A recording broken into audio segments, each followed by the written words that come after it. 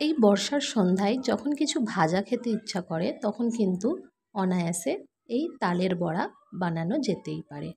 তালের বড়া বানানো কিন্তু খুবই সহজ। চলুন তাহলে এই সহজ রেসিপিটা শুরু করা যাক। প্রথমে আমি হাফ বাটি সুজি সামান্য উষ্ণ গরম জল দিয়ে 10 মিনিটের জন্য ভিজিয়ে রেখে দেব। তারপর আমি একটা পাত্রে নিয়ে নেব 1 বাটির একটু বেশি তালের পাল্প। তারপর এর মধ্যে আমি দিয়ে দেব 1.5 বাটি চালের গুঁড়ো আর দিয়ে দেব হাফ বাটি ময়দা। দিয়ে দেব যে সুজিটা ভিজিয়ে রেখেছিলাম সেটা। দিয়ে দেব নারকেল কোড়া। এখানে নারকেল কোড়াটা অপশনাল, না থাকলে না দিতেও পারেন। দিয়ে দেব স্বাদ অনুযায়ী চিনি আর লবণ। চিনিটা আপনারা আপনাদের স্বাদ অনুযায়ী দেবেন, যে যেমন মিষ্টি খেতে পছন্দ করেন। তারপর খুব ভালো করে আমি হাতের সাহায্যে এটাকে এইভাবে মাখিয়ে নেব। খুব ভালো করে এটাকে মাখিয়ে নিতে হবে। তারপর এটাকে আমি ঢাকা দিয়ে রেখে দেব প্রায় আধা ঘন্টা।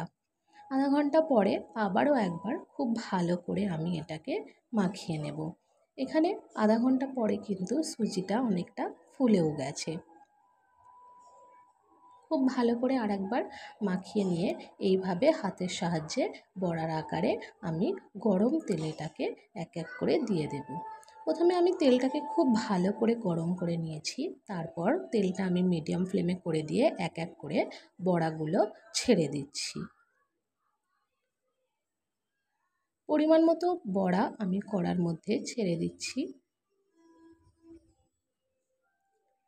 মিডিয়াম ফ্লেমে আমি এইগুলো 2 থেকে 2.5 মিনিট খুব ভালো করে এক পাশ ভেজে নিয়ে তারপর নাড়াচাড়া করে অন্য পাশটা ভেজে নেব।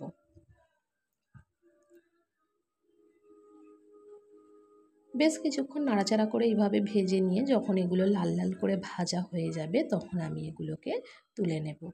গরম গরম চায়ের সঙ্গে এগুলো খেতে কিন্তু খুবই ভালো লাগে। যদি আমার রেসিপিটা ভালো লাগে আমার চ্যানেলটা সাবস্ক্রাইব করবেন।